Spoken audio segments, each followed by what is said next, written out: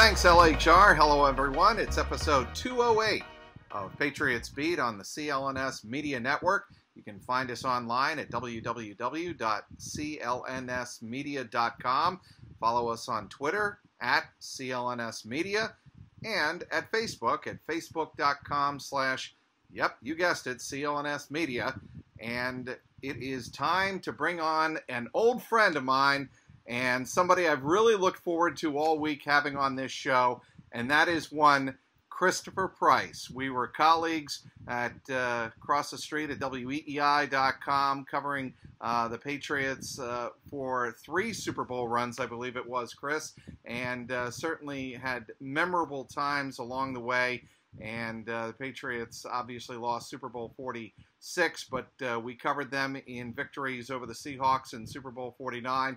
And most recently, just last February, of course, the most famous comeback in football history, frankly, Super Bowl 51, the 34-28 overtime win over the Atlanta Falcons. I welcome, with no further ado, to this show, one Chris Price, now of Boston Sports Journal. Chris, thanks for joining us. My pleasure, my friend. How you been? It's good to catch up with you. Yeah, it's kind of like the roles have been reversed a little bit, and I'm hosting you on a podcast, and you know what? It feels very good. I guess, first of all, before we get into your new book that is out, The Drive for Five, the remarkable run of the 2016 Patriots, from St. Martin's Press. I want to also tell people that obviously since we last spoke publicly, you have a new employer, and that would of course be Greg Bedard, and the upstart Boston Sports Journal guys are doing tremendous work right out of the chute. What has that experience been like, Chris?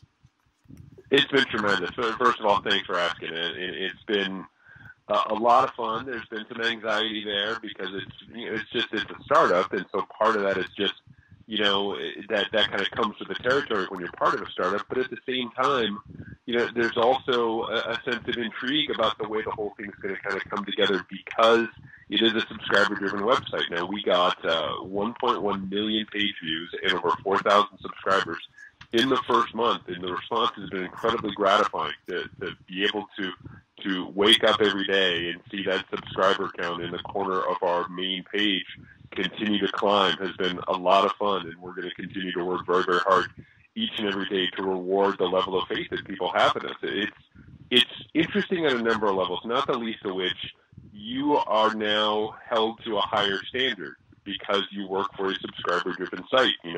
People are saying, all right, pal, we're paying our $35 a year or $5 a month or $75 for 3 months, whatever the case may be, or 3 years, whatever the case may be.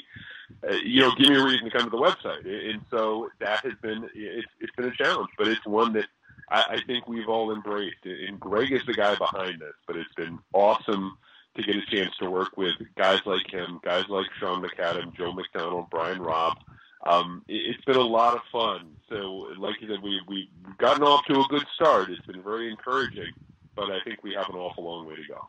Well, I think what's really interesting, and I thought about this right away, Chris, when I found out the news that you were working with Greg. Greg is certainly one of the more respected and most respected football writers in the country. I mean, he did tremendous work when he was with the Boston Globe, obviously developed his reputation there, went on to Monday Morning Quarterback. He's been all over the road in terms of his exposure throughout not only New England, but throughout the football world in general. And I've got to imagine for you, it's got to be kind of a thrill to work with someone who has been exposed at the highest levels to covering the National Football League.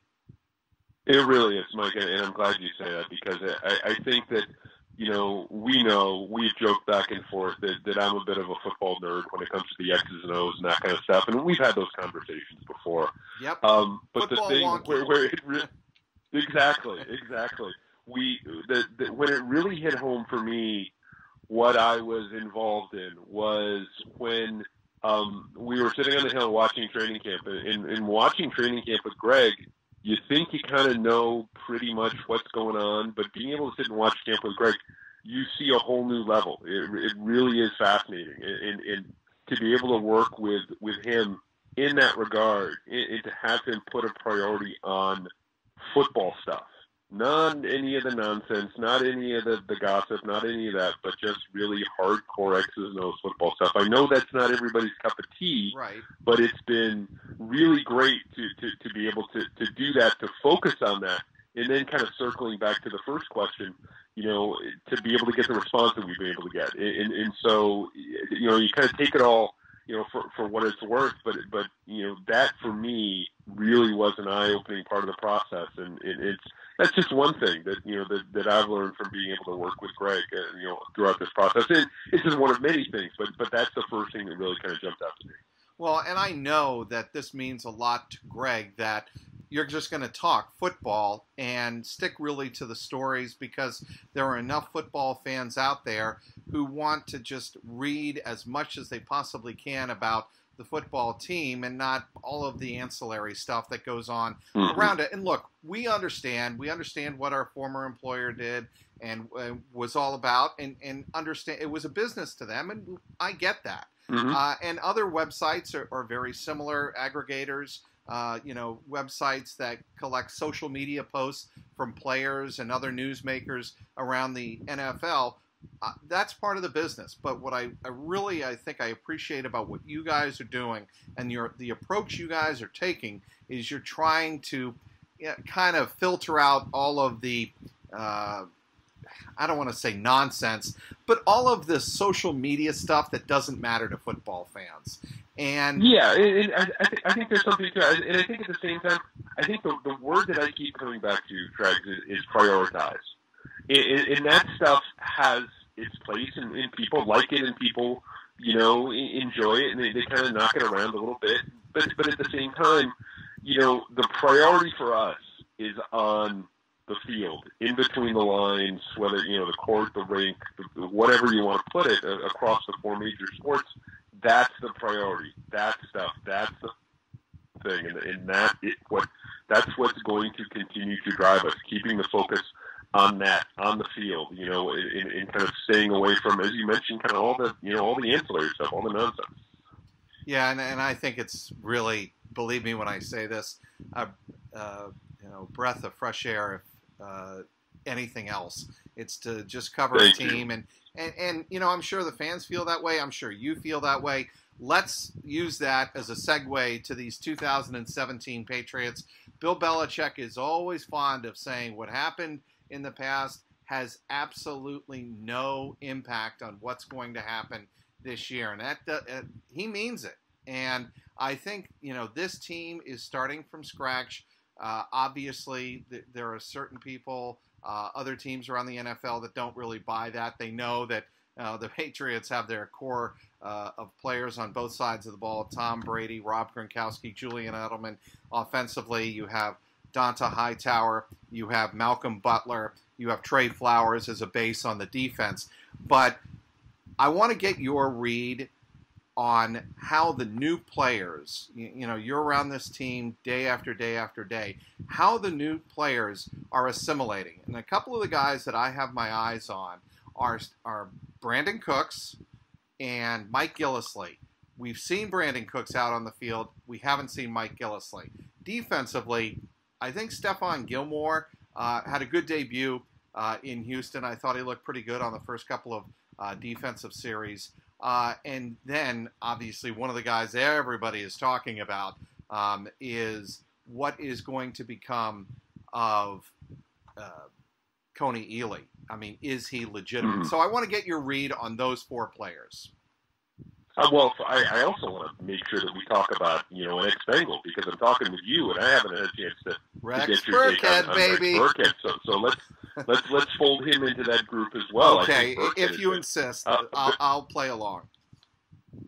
He's been a bit of a revelation, because I think that when you looked at the depth chart, you say, okay, well, Gillislee looks like a between-the-tackles guy who can get you, carry the ball 200 or so times a year, and 800 yards, and, kind of be that Blountish type of guy. But, right.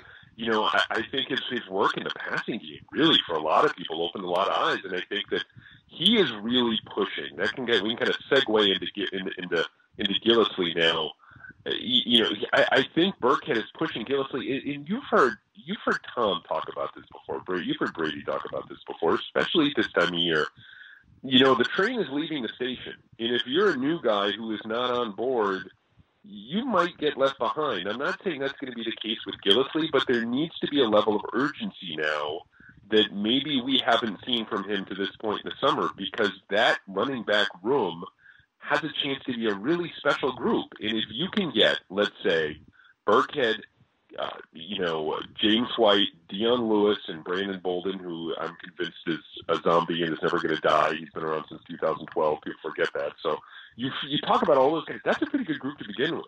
And I'm not saying that Gillislee is going to be left behind or his roster spot's in doubt, but he's one of those guys who I want to see right now. I got to get a sense of where he is, what he can do.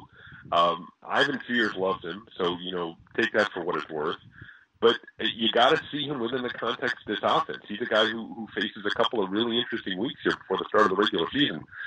That being said, as well as I do that it's almost impossible to kind of sit there and prepare for what the Patriots running game is going to look like, because we're going to sit there and we're going to say, well, this guy's going to go for this, this guy's going to go for this, and right. Blow it up. And we've seen before, Chris. Nobody knows anything. Not to interrupt you, but we've seen before how the offense evolves, how within the offense, the running game evolves throughout the course of a 16-game season. It's a very long season, and Belichick knows as well as anybody, you need 3 or 4 quality backs to get through the season if you're going to be an elite offense. Exactly. I always look at running backs the same way people look at starting pitchers, and inevitably people always like, well, what are you going to do with all these running backs? Well, someone's going to get hurt. Someone's not going to pick things up. It's just the way things are going to kind of come together. So I think I'm not sounding, I don't want to sound alarmed about Gillislee, but, you want to see him on the field sooner rather than later. The thing for me about Cooks, and I've made this comparison before, he is incredibly fast.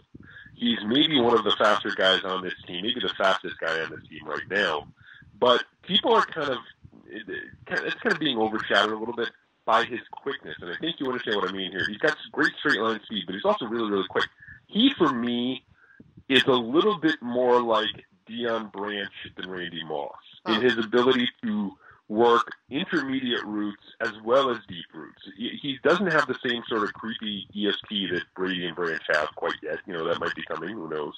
But at the same time, the variety that he offers when it comes to the receiver route tree within the New England offense, I think we're kind of sleeping on that a little bit. And so I want to see how that continues to develop. It looked really, really good so far. And I think that there's every reason to be optimistic. I did the over-unders this week for our site, and I think I had him at something like 60 catches or so this year, but he's going to have the best yards per catch average on the team. He's going to be the guy. He's going to be the game breaker. He's going to be a home run hitter for this offense. But it's going to be fascinating to see the way that continues to come together. The other thing for me, and you asked about Gilmore. Gilmore's been good, but I think I've been surprised, and he's also really, really fast. But I was surprised at his level of physicality. And he can play a little bit of a more physical game than some of the other cornerbacks they've had here over the last couple of years. So Gilmore, for me, he looks good at this point. The bigger picture there is that and I know you're a fan of McCourty and some of the other guys in that secondary. This secondary is going to be absolutely dynamite this year. There are questions about that front seven. There are questions about Cody Alien, who's going to rush the passer, and what kind of production are they going to get at the edge spot? Can they replace Ninkovich? This secondary, it has the capability to paper over an awful lot of deficiencies, if they do tend to pop up on that front end. Well, and I'm going to repeat something I said on Twitter, Chris, and that's here on Tuesday, the returns of Donta Hightower, Nate Solder, and Mike Gillislee. I really think that's a sign from Bill Belichick that, hey, look, the extended portion of summer training camp is over. It's time to get on with the serious business, leading into the what is traditionally the most important dress rehearsal game of preseason, and that is the third preseason game in Detroit. Do you agree that seeing Donta Hightower, Nate Solder, and Mike Gillislee back at practice was significant on Tuesday? Yeah, I do. I really, really do. And I'll go back to the phrase I used before. There's at this time of year, and you've been around there before. At this time of the calendar, when it turns to late August, the sense of urgency starts to pick up a little bit. It's not just on an individual basis. It's not just guys who are on the bubble, but when camp breaks and they move toward that regular season schedule, the tone changes around that building. That's not to say it's not intense during training camp, but things start to kind of turn a little bit, and you get a sense that the regular season focus has begun. They don't know what kind of team. Bill said this the other day on the air. They don't really know what kind of team you have until you kind of get a couple weeks into the season because of the CBA and the rules on hitting and padded practices and all that. But you do get a sense of things starting to change around there, and that's one of the things today that you really started to get a feel for, because things really kind of started to change. You can really sense it in the building.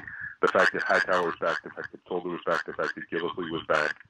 There's a different mood there, and I think that it all kind of ties in together with what goes on around this team at this time of the year. Everything goes well. How many wins do the 2017 Patriots wind up with? 14. I think if everything breaks absolutely perfect for them, and that's that, they stay healthy and they catch some breaks, and then they catch a few teams in bad spots. Yeah, look, they never. There's always one game every single year, and we've discussed this a million times before. Yeah, we have. That they shouldn't lose, but they do end up losing for whatever reason, a bad bounce, an injury, a mismatch, whatever the case may be. I think 14-2 is 13-3 maybe is what this team feels like, and that's good enough to get you the first seed, and that's really all that matters here when you're talking about the big picture. My money right now, if they're going to lose a game, I'm looking at that Oakland game, the Raiders game in Mexico. The Raiders stay healthy. They're a good, young, aggressive team. Patriots are going to be going into a weird atmosphere, a weird environment. It's one of those things that it just kind of feels like a loss as we sit here now. Maybe things change between now and the kickoff of that game. But that's that game for me this year that you just look at and go, maybe not so much for that one.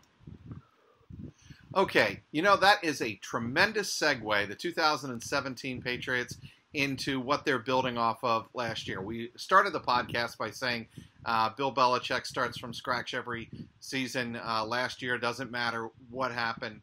It doesn't matter what happened last year, rather. But we're going to break from that train of thought right now and talk about your book, which I thought it was remarkable that you turned it around as quickly as you did. But there are some fascinating chapters in The Drive for Five, the remarkable run of the 2016 Patriots. You have a great forward from Devin McCourty, and you have an afterword from Matthew Slater. Two of our, as I can vouch for you, two of our very favorite players in that locker room for the last several years of this great run of the 2010s for the Patriots. But what were some of the more enjoyable chapters that you had to write in this book? Well, I think the ending is always the most fun, especially in this case, the way everything wrapped up, the Super Bowl and the drama. And I've had a couple of Patriots fans read it already and say, look, I know exactly what happens, but I love reading it. I get goosebumps. And so you go back and you rewatch that game, the whole game, and not just from the middle of the third quarter on, but it's absolutely remarkable what happens. And it was so much fun to be able to go back and revisit that. It was so much fun to be able to go back and revisit, the conversations with guys like, Martellus Bennett, LeGarrette Blount, the guys in that locker room who were so much fun to cover on a regular basis. It really was. One of the remarkable things, first of all, it's easy to write a book like that. It's easy to turn around a book like that when you don't have a job. So writing from February to April, it wasn't like I had something else to worry about. So I was able to kind of turn it around relatively quickly. But, you would write, and then you get to a point and you say, oh, man, I don't know what else I'm going to, talk about here. But then inevitably you would remember another story, and another story would pop up, and another memory would kind of bubble to the surface. You say, oh, I got to put something in about that, or I got to talk about this, or I got to talk about that. And when you consider the arc of that team from July of 2016 to February of 2017, all that it went through, no one's going to shed any tears for the team if they don't like them, but you consider the soap opera aspect of what happened that season, and it was absolutely remarkable. It really, really was. I mean, and this is something I think we've talked about before. The seasons, the most remarkable seasons that we have covered down there, I would put 2001 and 2007 off in their own orbit because they were just so remarkable and so compelling and so out of your head, just ridiculous at times. But I'd put 2016 third because of the drama that went in week to week, and it's not just the wins and the losses, but it's the stuff around the election, the Jamie Collins trade, the Brady suspension, the daily the daily saga that was Martellus Bennett. It's just there's story after story after story after story. It was such an amazing season. And thank goodness we were able to turn it around as quickly as we did. And, we'll have the book is available as we sit here now, available for pre-order on Amazon and, other outlets and stuff. But it's going to be out on September 5th. We're very, very excited with the way it turned out. Okay. Guess which chapter was my favorite. This should not be very difficult. Take a guess. Is this a PG podcast or an R-rated podcast? It can be R-rated. You can clean it up. If you like, but it's chapter 8. How about I'll kind of clean it up myself. Work bleeping hard every bleeping day. Work effing hard fair? Every effing day. And I'll tell you why this is my favorite chapter. It's because the player that we have mentioned before, it's a quote from Martellus Bennett, as to why the Patriots were able to overcome all of the distractions, Gronk being out, Brady suspended the first 4 games. And he says, because we work effing hard every effing day. And, obviously he in the locker room to us and to you, he did not say effing. But, we'll leave it to the imagination of our adult listeners to figure it out. The reason that hits home with me is my moment after the Super Bowl that I'll always remember is going up to Martellus Bennett and saying, wow, this is why you came to New England, isn't it, Martellus? In that staging area, he was, with his daughter, and it was just a surreal moment. And he says, man, this is awesome. Gives me a big hug. And, and you're kind of incredulous, right? I mean, you don't know what to do, but the guy is pouring out sincere emotion. He recognizes you. He recognized me in that instance, in that staging area under Reliance Stadium. And it's just one of those moments where, you really get a sense that it means something to this player, in particular, Martellus Bennett. Yeah, it really did. He was one of, if this was a fictional book, he would obviously be one of the heroes of the story because he was kind of the comic relief over the course of the 2016 season to some extent. At the same time, and this is something, I keep saying this, but you can forgive me. We talked about this before last year. When you consider what he went through in 2016, his toughness, we kind of forgot about his toughness a little bit. And, we talked about the comedy and, the jokes and I've dated 2 girls at the same time and work effing hard every day. And there's all that. But at the same time, he had some pretty serious injury that he dealt with. And you remember that and you take things away, like that about the season. But yeah, I mean, he was absolutely dynamite to deal with in the locker room on a regular basis. He was absolutely fantastic to talk to, and I think that when you look back on the 2016 season, like I said, I mean, he's one of the unsung heroes. He's one of the guys who made it all work, especially after Gronk went down. You also look at the fact that he was really, in a lot of ways, a mentor for some of these younger guys, Jacoby Brissett in particular. So they really, even just for one season, they really got their money's worth when you're talking about a guy like Martellus Bennett in terms of being a tone setter, in terms of being tough, in terms of being able to bring that level of production on a daily basis, on a weekly basis that they really, really needed, especially after Gronkowski went down. Why did you want to write the book? Well, it's really, really interesting. My agent and I were working on a different book, and over the course of the season, I would kind of go to him and say, well, I think there might be a book here, especially if they win the whole thing. And he kind of went, well, we'll see. I don't know. Maybe we'll see. And then all of the stuff, that stretch with the Seattle game and the election and Donald Trump and Bill Belichick and Tom Brady kind of took everything to the next level, but they kept winning and winning and winning. And they're a compelling team anyway, but they got even more compelling. And then after the Super Bowl, the most amazing, unbelievable finish in Super Bowl history, my agent texted me at like 3 a.m. after the game saying, "We got to do a book. We got to." So I wrote it on the way home from the Super Bowl. On flying home, I started writing on the way home from the Super Bowl, and we were fortunate enough to strike a deal with St. Martin's. It was all contingent on us turning it around relatively quickly, but we were able to do it. And I felt like I said before, this wasn't a 2001 team. This wasn't a 2017. Those teams were just remarkable in their own way.